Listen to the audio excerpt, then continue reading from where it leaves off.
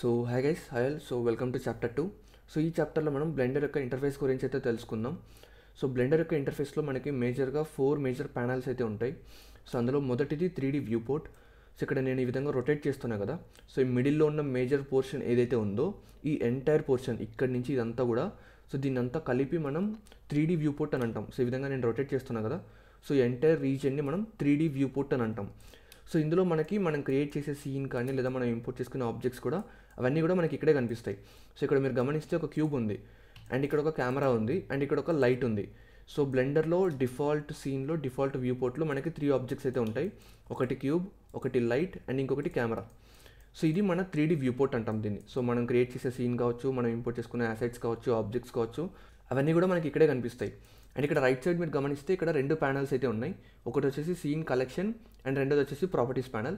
Scene collection అంటే ఏంటి అంటే మన 3D వ్యూ పోర్ట్లో ఏవైతే ఆబ్జెక్ట్స్ ఉంటాయో, లైక్ ఒక క్యూబ్ ఉంది కదా. సో ఇక్కడ మీరు గమనిస్తే ఒక కెమెరా, ఒక క్యూబ్ అండ్ ఒక లైట్. సో 3D వ్యూ పోర్ట్లో ఉన్న ఆబ్జెక్ట్స్ అన్నీ కూడా మనకి ఇక్కడ ఒక లిస్ట్ రూపంలో కనిపిస్తాయి, అండ్ వాటికి నేమ్స్ ఉంటాయి.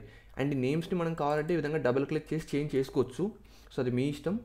సో ఇక్కడ కలెక్షన్ ప్యానల్ అంటే ఏం లేదు, మనకి 3D వ్యూ పోర్ట్లో ఉండే ఆబ్జెక్ట్స్ అన్నీ కూడా మనకి ఇక్కడ ఒక లిస్ట్ రూపంలో విత్ నేమ్స్ మనకి ఇక్కడ కనిపిస్తూ ఉంటాయి అవి. అండ్ ఇక్కడ దాని కింద మనకి ప్రాపర్టీస్ ప్యానల్ అయితే కనిపిస్తూ ఉంటుంది.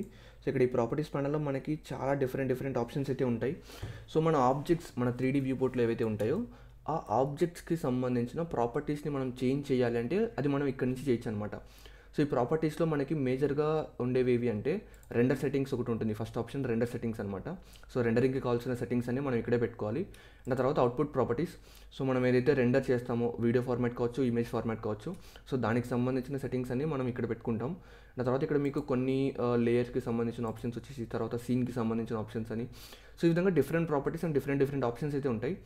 అండ్ ఇక్కడ మనకి వరల్డ్ సెట్టింగ్స్ ఉంటాయి, అండ్ తర్వాత ఆబ్జెక్ట్కి సంబంధించిన ప్రాపర్టీస్. సో మీకు సింపుల్ లాంగ్వేజ్లో చెప్పాలి అంటే మన 3D వ్యూ పోర్ట్లో ఏవైతే ఆబ్జెక్ట్స్ ఉంటాయో వాటికి సంబంధించిన ప్రాపర్టీస్ ఇవన్నీ కూడా. అండ్ ఇక్కడ మీకు మాడిఫైర్స్ అని చెప్పి ఒకటి కనిపిస్తుంది. సో ఈ మాడిఫైర్స్ అనేది చాలా ఇంపార్టెంట్. సో వీటి గురించి మనం తర్వాత క్లాసెస్లో మాట్లాడుకుందాం. ఇప్పుడు నేను రైట్ నౌ ఇవి చాప్టర్లు ఏంటంటే మీకు బ్రీఫ్గా చెప్తున్నా, ఇన్ డీటెయిల్గా చెప్పట్లేదు. ఇన్ డీటెయిల్గా మనం నెక్స్ట్ చాప్టర్స్లో కవర్ చేస్తాం. సో జస్ట్ బ్రీఫ్గా ఇవి ఏంటి అనేది మాత్రమే చెప్తున్నాను నేను. అవి ఎలా యూస్ చేయాలి వాటన్నిటి గురించి మనం నెక్స్ట్ చాప్టర్స్లో తెలుసుకుందాం. సో మీరు ఏదైనా ఒక ఆబ్జెక్ట్కి ఏదైనా ఒక మాడిఫైర్ని అప్లై చేయాలంటే అది ఇక్కడి నుంచే చేయొచ్చు అనమాట. అండ్ తర్వాత మీకు ఇక్కడ పార్టికల్స్ సిమ్యులేషన్కి సంబంధించిన సెట్టింగ్స్ ఉంటాయి.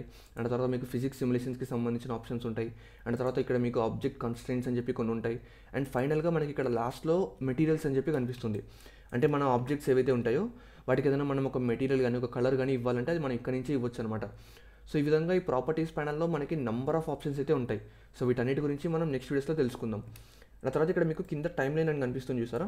సో ఈ టైం లైన్లో ఏంటి అంటే మనం ఏదైనా ఒక యానిమేషన్ చేయాలి అంటే కీ ఫ్రేమ్స్ని ఇవ్వాల్సి ఉంటుంది. సో ఆ కీ ఫ్రేమ్స్ని ఇచ్చేది అండ్ యానిమేషన్స్ని క్రియేట్ చేయడానికి మనకి టైం లైన్ అనేది ఉపయోగపడుతుంది అనమాట.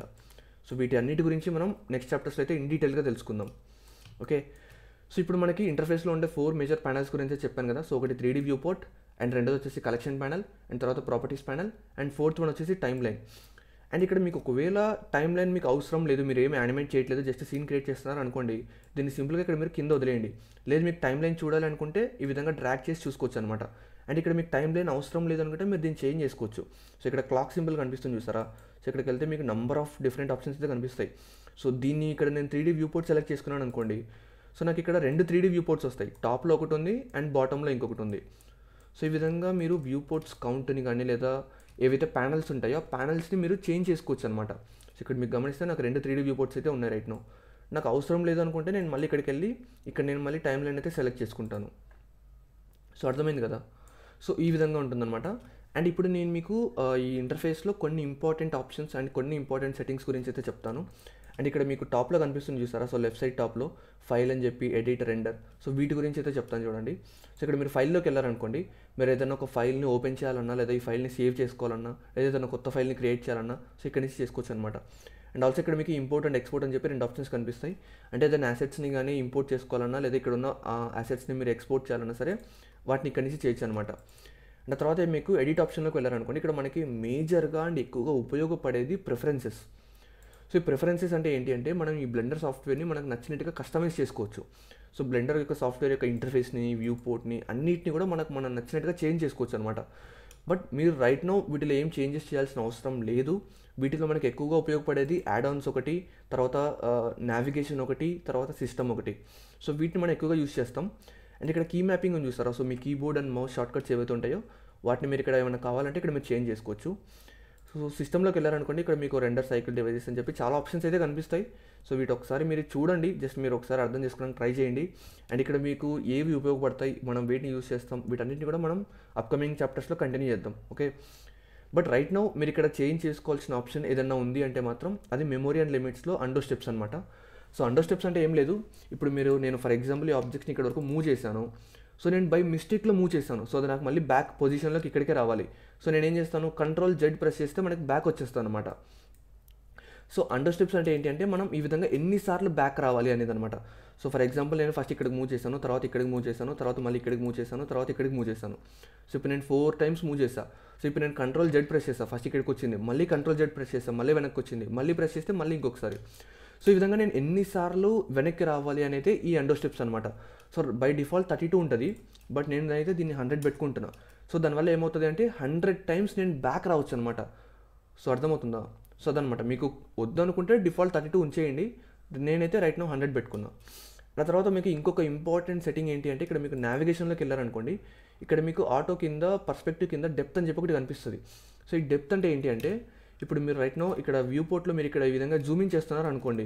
సో ఇక్కడ మీరు గమనించవచ్చు, మీరు ఒక లెవెల్ తర్వాత ఇక్కడ జూమింగ్ చేస్తున్నాను, నేను మౌస్ వీల్ని స్క్రోల్ చేసి మనం జూమింగ్ చేయొచ్చు, వాటి గురించి నేను చెప్తాను మీకు తర్వాత. సో జూమింగ్ చేస్తే ఒక ఎండ్ తర్వాత మనకి జూమిన్ అవ్వదనమాట, ఒక లిమిట్ ఉంటుంది జూమిన్కి. సో ఆ లిమిట్ని క్రాస్ చేసి మీకు నచ్చిన విధంగా జూమింగ్ చేయాలి అంటే ఈ డెప్త్ అనే ఆప్షన్ ఎనేబుల్ చేసుకోవాలి. సో దీన్ని ఎనేబుల్ చేసిన తర్వాత నేను జూమింగ్ చేస్తే ఈ విధంగా నాకు జూమింగ్ జూమ్ అవుట్కి లిమిట్ ఉండదన్నమాట. సో చిన్న చిన్న మైక్రో ఆబ్జెక్ట్స్ని మోడలింగ్ చేసేటప్పుడు మనకి డెప్త్ అనే ఆప్షన్ చాలా బాగా ఉపయోగపడుతుంది. సో దీన్ని ఖచ్చితంగా ఎనేబుల్ చేసి పెట్టుకోండి. అండ్ ఏదైనా మీరు ఒక యాడ్ ఆన్ కానీ ప్లగిన్స్ని కానీ ఇన్స్టాల్ చేసుకోవాలంటే దాన్ని ఇక్కడి నుంచి చేయొచ్చు అనమాట. సో దీని గురించి నేను ఒక సపరేట్ చాప్టర్లో వీటి గురించి అయితే చెప్తాను. అండ్ తర్వాత ఇక్కడ మీకు రెండర్ ఆప్షన్ అయితే ఉంటుంది. సో మీరు ఏదైనా ఇమేజ్ని రెండర్ చేయాలన్నా, ఏదైనా యానిమేషన్ని రెండర్ చేయాలన్నా ఇక్కడ నుంచి చేసుకోవచ్చు అనమాట. అండ్ మీకు ఆబ్జెక్ట్ మోడ్ అంటే ఇక్కడ మీకు కనిపిస్తుంది చూసారా, ఆబ్జెక్ట్ మోడ్ అని చెప్పి. సో మన 3D వ్యూ పోర్ట్లో మనం రైట్ నౌ ఆబ్జెక్ట్ మోడ్లో అయితే ఉన్నాం. సో ఈ ఆబ్జెక్ట్ మోడ్ అంటే ఏంటి అండ్ ఇక్కడ మీకు ఎడిట్ మోడ్, స్కల్ప్ట్ మోడ్ అని చెప్పి డిఫరెంట్ మోడ్స్ అయితే ఉంటాయి. సో వాటన్నిటి గురించి కూడా నేను నెక్స్ట్ క్లాస్లో అయితే మీకు చెప్తాను. అండ్ ఇక్కడ మీకు టాప్లో చాలా ఆప్షన్స్ అయితే ఉంటాయి. లేఅవుట్ తర్వాత modelling, sculpting, UV editing, texture paint, shading. So ఇవేంటంటే ఒక్కొక్క ఆప్షన్ మనకు ఒక్కొక్క ప్రాపర్టీని లేదా ఒక్కొక్క థింగ్ని చేంజ్ చేయడానికి మనకైతే ఉపయోగపడుతుంది అనమాట. ఫర్ ఎగ్జాంపుల్ మనం 3D మోడలింగ్ చేయాలంటే లేఅవుట్లో కానీ లేదా మోడలింగ్లో కానీ ఉండి మనం కావాల్సిన 3D మోడలింగ్ని చేస్తాం. తర్వాత 3D మోడలింగ్ చేసిన తర్వాత మనం దానికి మెటీరియల్ అప్లై చేయాలన్నా మన కస్టమైజ్డ్ మెటీరియల్స్ ఉంటాయి కొన్ని, like PBR textures and materials అని కొన్ని ఉంటాయి. సో వాటిని మనం అప్లై చేయాలన్నా, వాటిని క్రియేట్ చేయాలన్నా మనం షేడింగ్లోకి వెళ్ళాలి. సో షేడింగ్లోకి వెళ్ళి మనం మెటీరియల్స్ని క్రియేట్ చేస్తాం. అండ్ యూవీ ఎడిటింగ్ అని ఉంటుంది, అంటే మెటీరియల్ని క్రియేట్ చేసేటప్పుడు మనకి యూవీ అన్రాపింగ్ అనేది ఒకటి ఉంటుంది అనమాట. సో అది ఇక్కడి నుంచి చేస్తాం మనం. సో ఈ విధంగా ఒక్కొక్క ఆప్షన్లో మనం ఒక్కొక్క విషయాన్ని అయితే క్రియేట్ చేయొచ్చు. యానిమేషన్ చేయాలంటే యానిమేషన్ మోడ్లోకి వెళ్ళిపోవచ్చు అనమాట. ఇక్కడ మన కింద చూడొచ్చు టైం లైన్ అనేది ఇప్పుడు మనకి డోప్ షీట్లోకి మారిపోతుంది. సో ఈ విధంగా ఒక్కొక్క ఆప్షన్ అయితే ఉంటుంది. ఇక్కడ మనకి కంపోజింగ్ ఉంటుంది, జామెట్రీ నోట్స్ ఉంటుంది, స్క్రిప్టింగ్ ఉంటుంది. సో ఇక్కడ ఏంటంటే మనకి లాంగ్వేజెస్ వచ్చిన వాళ్ళు ఇక్కడ స్క్రిప్టింగ్ కూడా చేస్తారు C లాంగ్వేజ్ని యూస్ చేసి. సో దాని గురించి అయితే మనం టచ్ చేయట్లేదు అసలు. సో అర్థమైంది కదా ఇక్కడ ఉన్న ఆప్షన్స్ ఏంటి అనేది. వాటన్నిటి గురించి మనం ఇన్ డీటెయిల్గా యూస్ చేసినప్పుడు ఇంకా మీకు బాగా అయితే అర్థమవుతుంది. సో నేను ఇప్పుడు ఇంటర్ఫేస్ గురించి మీకు ఎక్స్ప్లెయిన్ చేసినప్పుడు మీకు కొంతవరకు అర్థం అవ్వచ్చు, కొంతవరకు అర్థం కాకపోవచ్చు. బట్ మీరు ఏం కంగారు పడకండి, నెక్స్ట్ చాప్టర్లో నేను బ్లెండర్ యొక్క నావిగేషన్ టూల్స్ నుంచి స్టార్ట్ చేసి 1 by 1 మీకు బేసిక్స్ అన్నీ కూడా ఎక్స్ప్లెయిన్ చేస్తాను. సో ఆ బేసిక్స్ గురించి మీకు ఎక్స్ప్లెయిన్ చేసిన తర్వాత మీకు ఇంటర్ఫేస్ గురించి అయితే బాగా అర్థమవుతుంది. సో మేబీ రైట్ నో మీరు కొంచెం కన్ఫ్యూజ్ అయ్యిండొచ్చు, అవ్వకపోయిండొచ్చు. బట్ ఎనీవే ఈ చాప్టర్ని అయితే నేను ఇంతటితో క్లోజ్ చేస్తున్నా. సో నెక్స్ట్ చాప్టర్లో మనం బ్లెండర్ యొక్క బేసిక్స్ అని కూడా నేర్చుకోవడం స్టార్ట్ చేద్దాం.